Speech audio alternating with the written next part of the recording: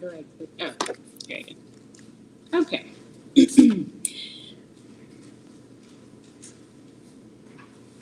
I want you to ask yourself a question for a moment.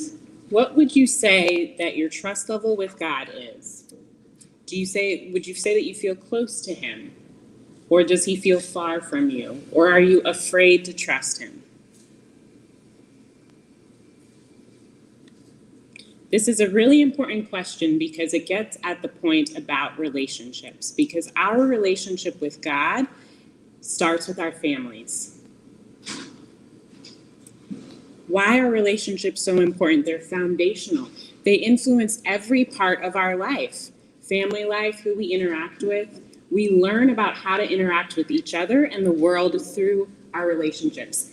They teach us about who God is, especially from our parents, our caregivers. They are those role models and examples to us, a conduit of God's love. And our families provide nourishing warmth to us. So we receive the faith from them, and hopefully in a nourishing way.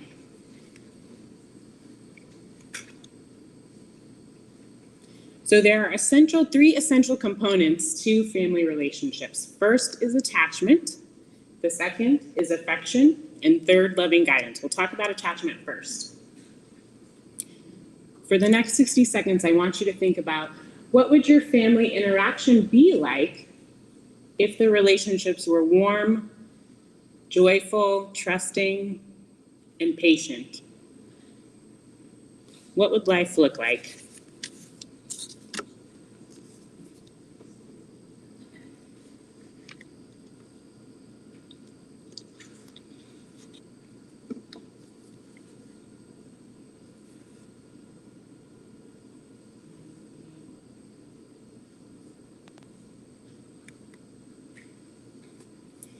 Why is attachment so important? Because we learn about not only one another, but ourselves. Our caregivers, even at the beginning of infancy, determine how we learn to trust other people. And this is proven through research, it's scientific. And because of that, because of how our caregivers treat us, and what I mean by attachment when I'm saying this is basically what happens when our caregivers provide for our needs in infancy and early childhood. So I don't want to confuse this with attachment style parenting, although there's many wonderful, beautiful things about that as well.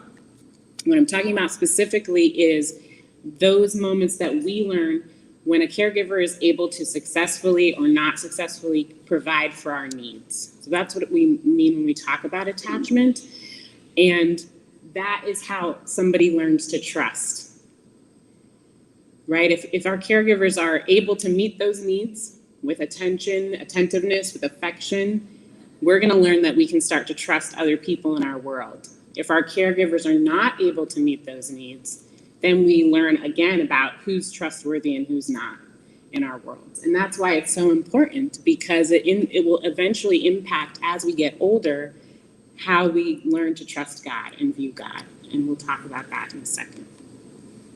There are 4 categories or styles of attachment. Secure is the first one. And secure is, again, when someone is able to have their needs met in that early childhood stage. So you grow up in a home with a loving, attentive family who is able, when you're crying when a baby's crying in the middle of the night, they're there, they respond, they change the diaper, they don't leave them there for hours on end. They feed them, they clothe them, they interact, they talk, they are happy to be with their child. And so children with secure attachments grow up into healthy adults who have been shown to be able to have higher levels of resiliency, higher levels of moral reasoning. They're able to have healthy interdependent relationships, healthy boundaries in those relationships. And so again, when you think about trust, right, it's kind of the foundation of being able to have those healthy interactions in our relationships, to be able to mutually give and receive. The next category is preoccupied or anxious. I like to call that an anxious attachment. There's different terms that you can call them. So preoccupied is usually when a parent might be a little more distant in the sense that they kind of make their child work for their affection. They have to earn it, right? I can't wait till you get these grades so that then we can reward you. Or, until you show me respect, then I'll show you respect. And what happens through that is children become very insecure. They're not sure where they stand. Are they loved for who they are? What do they have to do to earn love? And that can impact their relationships as adults, you can imagine. Dating and whatnot. Imagine trying to navigate that and not being secure and knowing where you stand with someone else. Secondly, fearful or avoidant attachment is maybe when a parent is more distant in the sense that they are disengaged, they're unaffectionate altogether. So they basically produce children who become workaholics. They're afraid of intimacy. They desire to be intimate with someone else and be close. There's a fear of that because when I get close, I'm not sure what I'm going to get. Am I going to have somebody who's open and receptive to me and loving towards me, or is it going to be somebody who doesn't really have a lot of time? I'm kind of busy with other things. I don't have time for this right now. They're afraid. Their caregivers are usually afraid of big emotions. So when a child gets upset, they don't have the ability or the capacity to hold space for that child to feel what they're feeling. We need to hurry up, shush, whatever we need to do to get this, like, let's end this, be quiet. And so I can move on with what I need to do. And so those fearful avoidant attachers, again, in that space of intimacy, when they're feeling vulnerable, it feels very unsafe because I was not able to have my emotional needs met in those moments when I needed somebody to be there and be supportive of me. Dismissive or disorganized is sort of a combination of the preoccupied and fearful attachment styles. You'll see that usually in more severe home situations of abuse or neglect. So it can be a combination of somebody responding either in a preoccupied or anxious way or an avoidant or a fearful way. When you think about a cycle of abuse, we don't know when somebody's going to be in a good mood, when they're going to be in a bad mood, constantly walking on eggshells, having to figure out, learning to say the right thing to make sure everything's okay and that we can keep the peace. And so it's this back and forth dance of how do I receive love?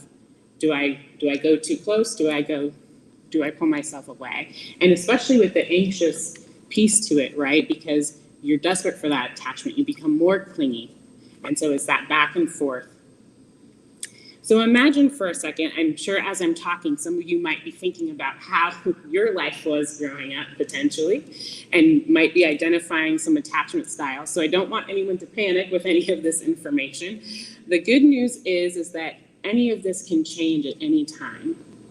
The more that we have healthy interactions, healthy relationships, the more as parents that we're able to respond positively to our children, we instill that trust. And you can always move closer and closer to a secure attachment. It's ever changing, ever evolving.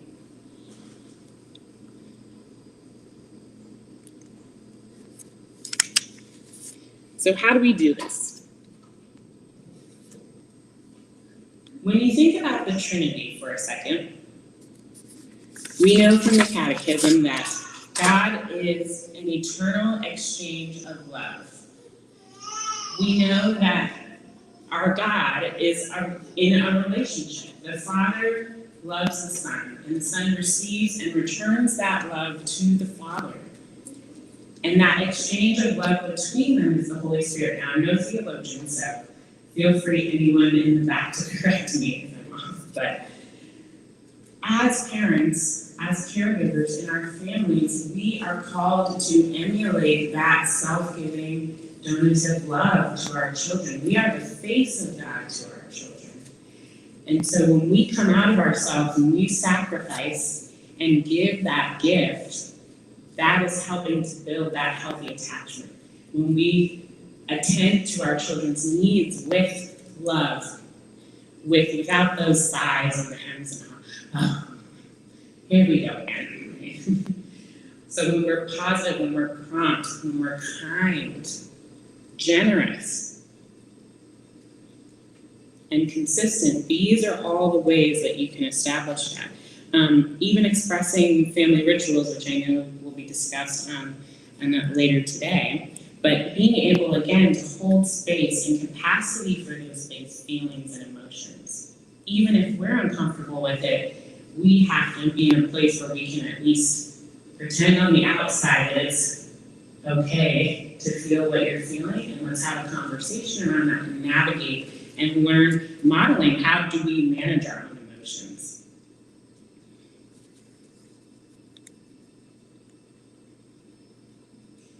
Extravagant affection. Not only do we respond promptly, but we go out of our way to be affectionate with our children. And that can be certainly, physically within healthy, appropriate boundaries, but also with our tone of voice, with, again, the attitude with which we approach a situation. When you think about God, who created the world and the universe for us, just looking out the window here with these trees and plants, knowing that you would be here today, hoping that you would walk by and just see something and think to yourself, wow, isn't that beautiful? And how much joy that brings him. So how much more so are we called to do that? If he's willing to do that for us and we're the face of God to our children, how much more so can we go out of our ways in a tiny sliver of a fraction in our human way to be able to affirm our children and to be able to let them know that I do this for you, not because you owe me, but because I love you and you're worthy. And I want what's good for you.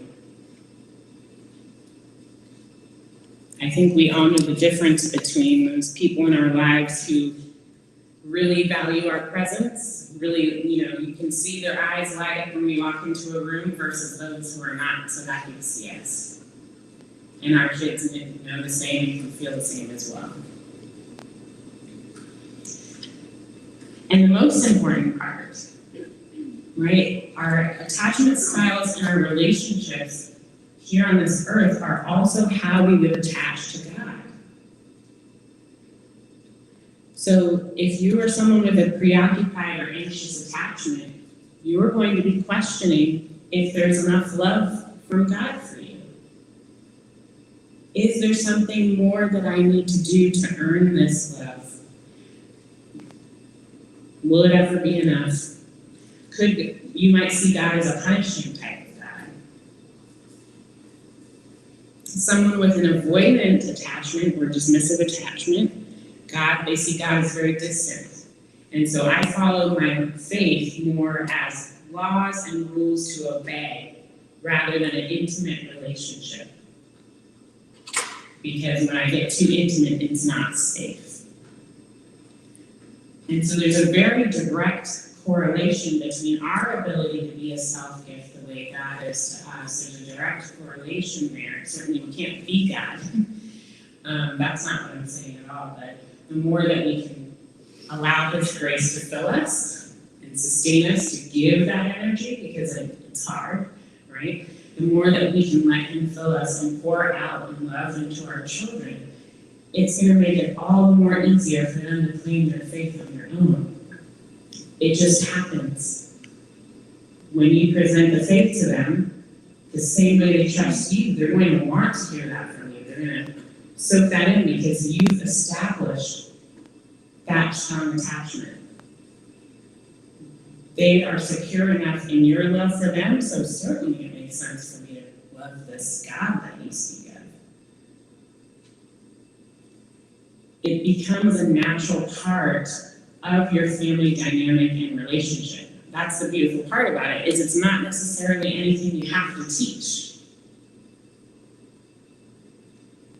If you're living your faith, it flows out in your family life, in the daily relationships, in even of wasting time together and doing absolutely nothing. We want to do what is good and right because life is good.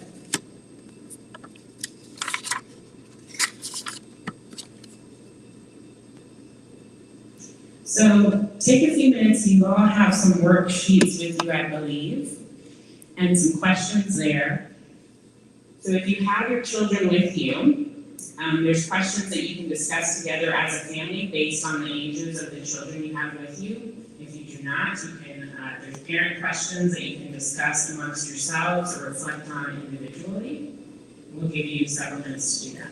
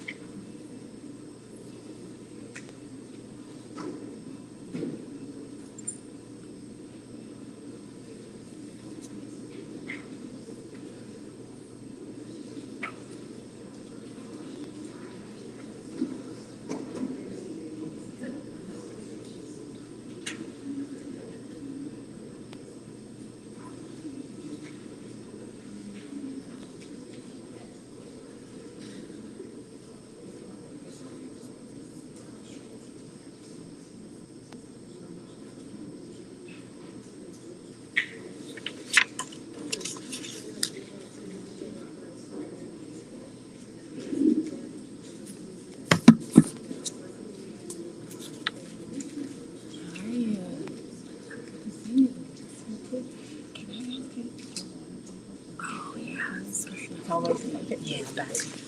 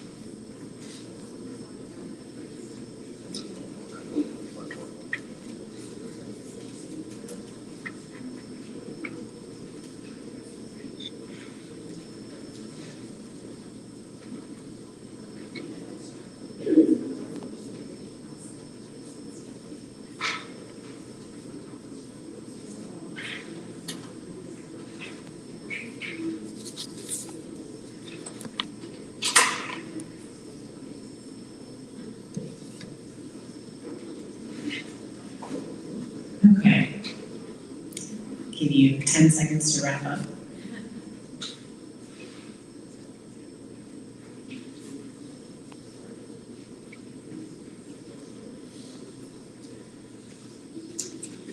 So discipline. St. John Bosco talked about a loving form of discipline called the preventative system. And if you get a chance to search online for any excerpts of this, it's beautiful. I love it. He talks about two different forms of discipline, fear and the preventative system. And fear, we know, can create and elicit the behaviors we want to see, but it doesn't necessarily create growth in our children. It doesn't call them to reason for themselves and develop their own moral character. And so we're going to talk about ways to discipline, according to John Bosco,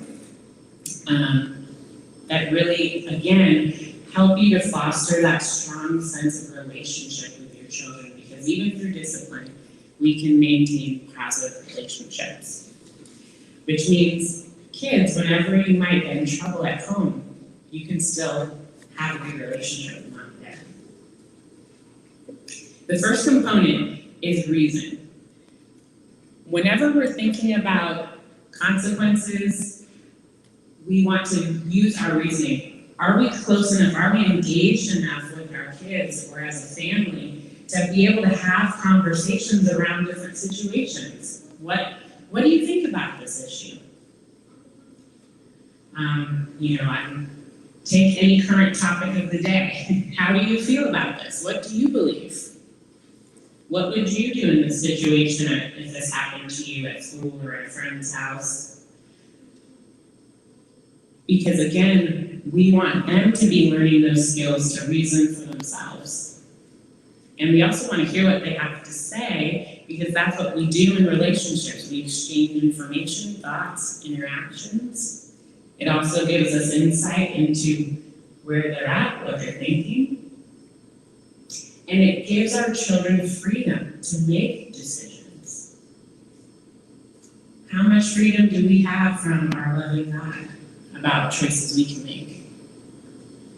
Now, I'm not saying, give your 10-year-old keys to the car and freedom, and that's not what I'm saying. But the spirit, the heart from which we're doing things. We want our expectations to be clear and consistent. When we're clear, our children feel safe. They have a sense of stability, right? When we know what the rules and the expectations are. And that way, when the time comes when we might have to have a consequence, everyone's on the same page. There's not really a lot up for debate, because we've done the work of making sure this is our expectation ahead of time, and this is probably what may happen. And why the conversation piece is so important. If we're in there and we're with them and we're talking about the issue of the day, hey, yeah, what do you think about this? I don't know if we should do that, because if you did, this might happen, but I just want you to consider it. But again, with that sense of freedom, I really want you to think about that. I'd hate for you to not be able to go to the dance, assuming the virus is passed. I'd hate for you not to be able to see your friends.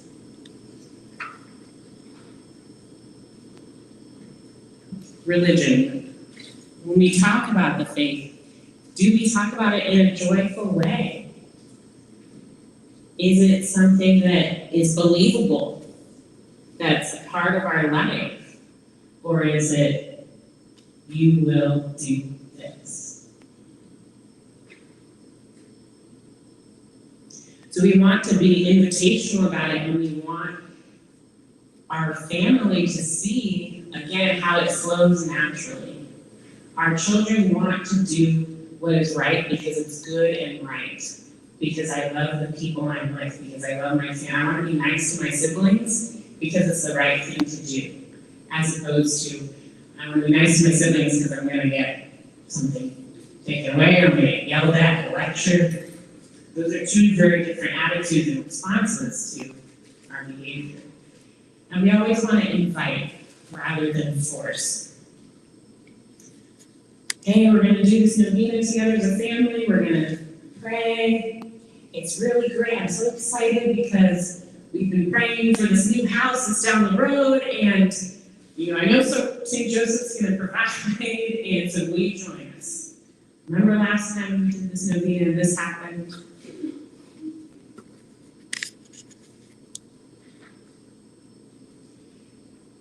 Everything always, we talk about extravagant affection before, everything always with the tone of loving kindness, because we're in relationship with each other, we're human beings.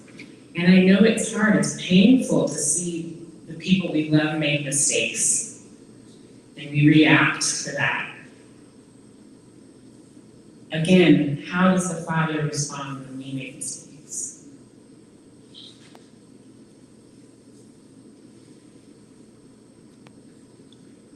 We want to give them that space, the freedom to say no. And when we have to make that correction, we correct them in private to honor their dignity, respect. When possible, I know sometimes there are situations we have to react more immediately to. We're never going to want to do any type of physical discipline.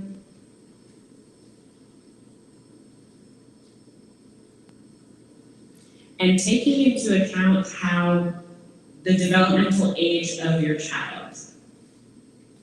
So this would be a good example, right? When you have some young children, toddlers, right? They're going to be impulsive. Even teens are impulsive sometimes, right? And so when we're thinking about discipline, taking into account what's normal and appropriate for that age, even though we might be hurt by words that are said or feel disrespected, or again, just be disappointed that they're not acting in the way that you want them to act. So always rush to kindness as best as possible, right? And we constantly ask for the grace because we know that's not an easy thing to do. And kids, I would say, making sure that you are talking to your parents too. When they ask you a question, being responsive to that. Right? If we're asking a lot of your parents to be kind to you, we're all called to that as Christians. And so making sure that they want to hear what you have to say. They love you, and making sure you're willing to engage in those conversations too. So I'll have you guys go back to your worksheets, your family discussions, and talk about discipline for a few more minutes.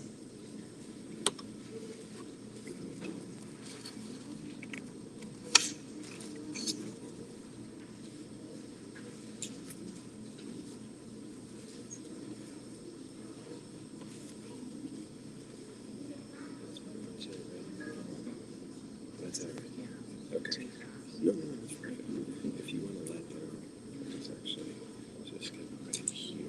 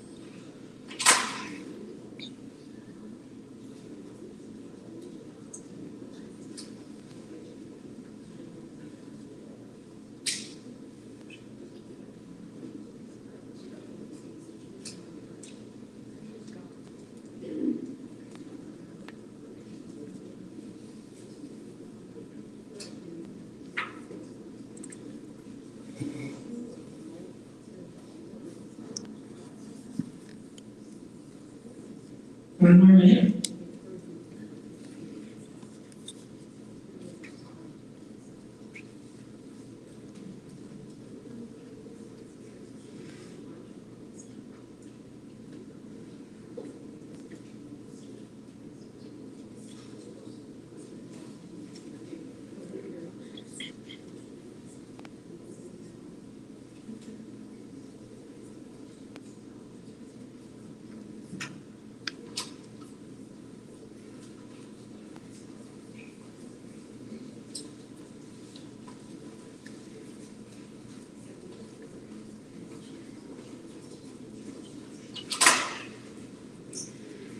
Okay. So, we have some time to take questions if anyone has questions.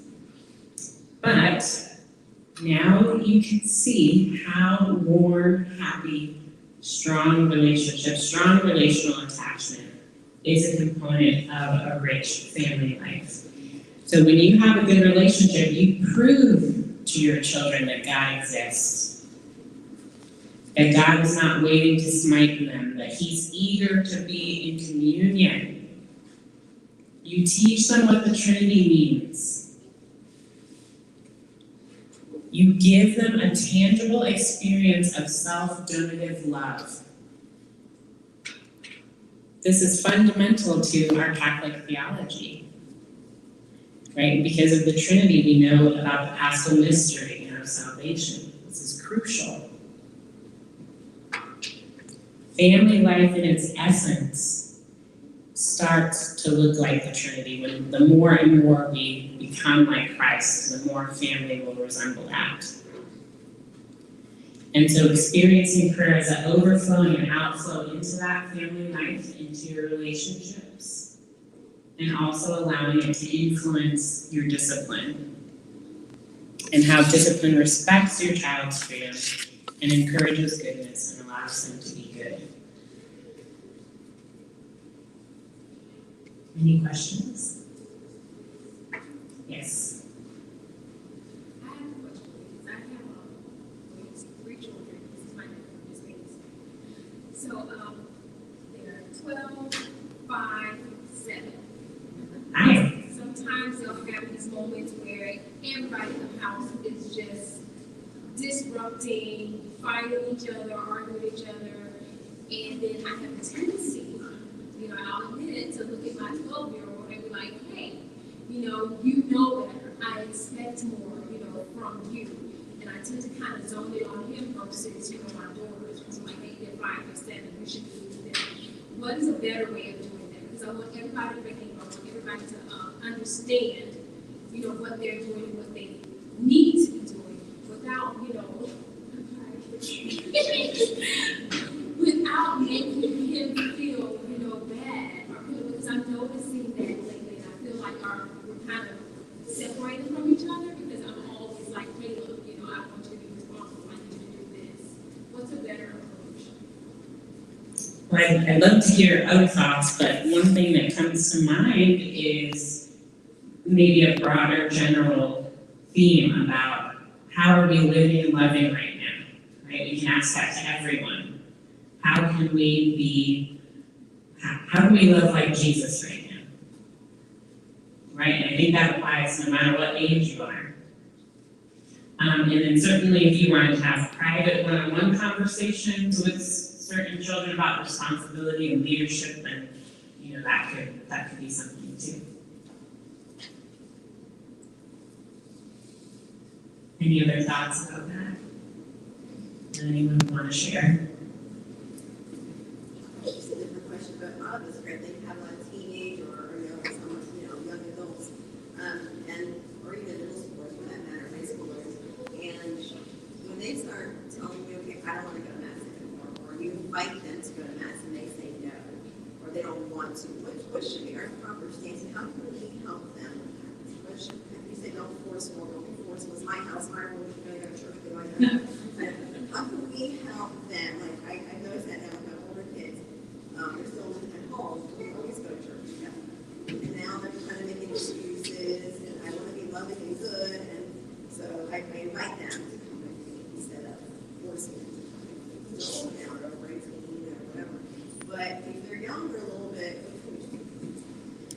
This is the ever essential questions.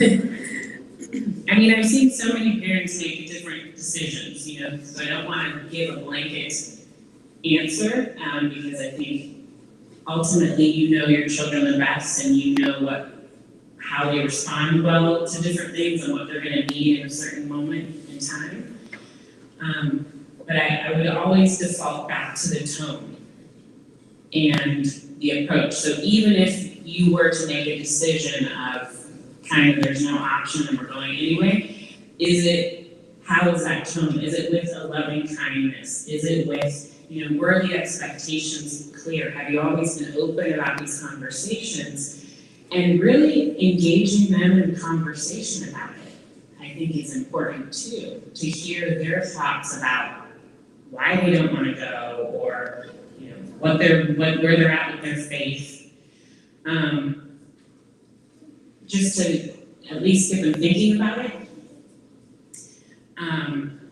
Because again, right, if we're modeling God's love, we kind of want that prodigal son vibe, to know that they can always come back.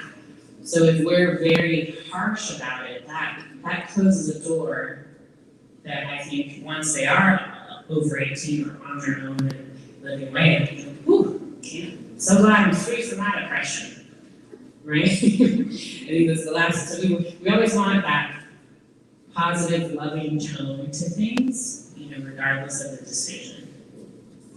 The first word that came to me was responsibility. She's responsible, and she's doing what she is responsible to do for her child, her children. And she's going through emotions and maneuvers and everything. So the child has to learn that's their goal as well, the same type of responsibility. They have to learn, because later on, when they're not 18, when they're 30, what changes, because they say yes to mom because mom is right, and God is helping mom make that decision for them, because sometimes you have to tell them, this is right, this is wrong. You have a responsibility. You don't want to take the consequences for the wrong decision. So she's right, and you have to, keep on that responsibility, not only to her, but to God. And it's a triad, God, parents, and children, and so forth, and that's how we're made in the form of the Trinity. So that's another concept. Yeah, absolutely. We are responsible, and we're also wanting to make sure our children own that responsibility as well. Right? Because when they get confirmed, that's them saying, this is my faith. So at that point, they should be old enough to be making decisions, right? And wanting to do it. If we're fostering those positive relationships, it's going to come naturally. Right? And Family time, positive family time. And for example as well, I mean, it's embodied in her family as an example that she's promoting God and all that kind of stuff. And so the children know it. They just want to become independent, and they want to show that, but they also have to be responsible in that decision making, which is the controversy for everybody. Right. Yeah. I think ultimately, you know what your child needs. Go ahead. A suggestion, you probably have done this already, is just to engage them in the liturgy, have them as a lector. I mean, now it's kind of hard, but just to give them a job during the mass, and then they feel more engaged instead of just being in the pew. They may have a reason and an obligation to, I guess, that they've given to the liturgy. Kind of stealth, they have to be there.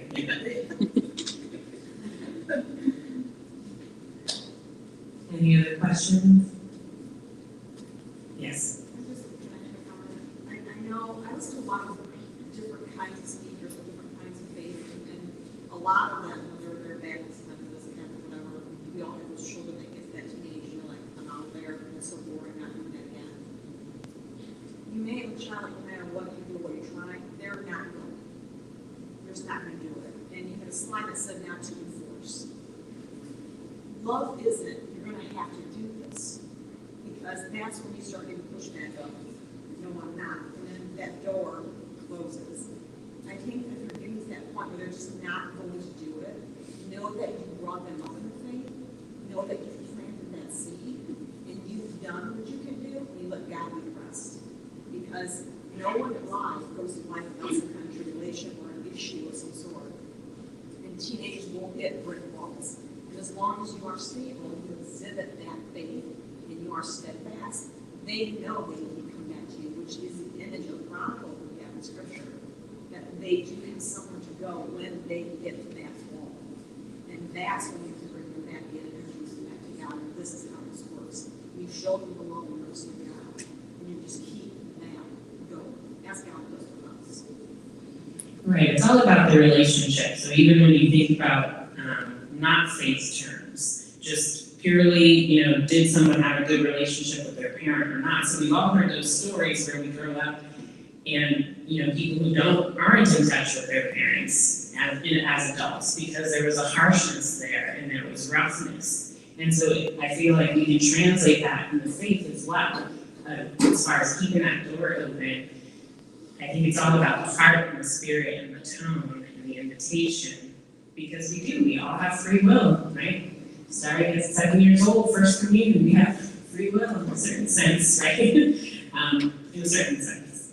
I'm just gonna add prayer, because if you are yourself a prayerful person or not, you might, as a prayerful person, you will pray constantly, whether it's verbal or in your heart, whether it's through the rosary or different kinds of devotions.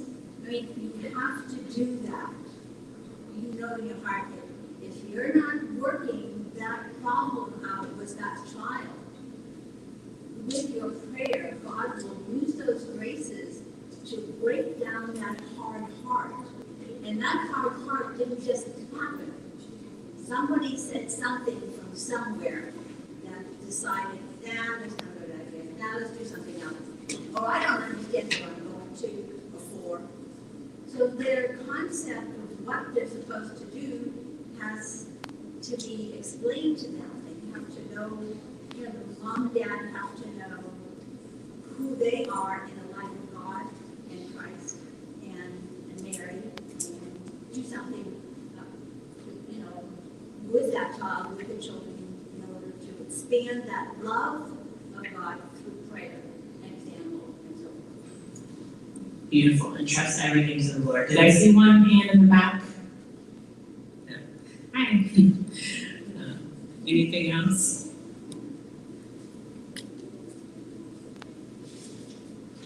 Do you have a question? How can I help my mom and dad to clean their room every day?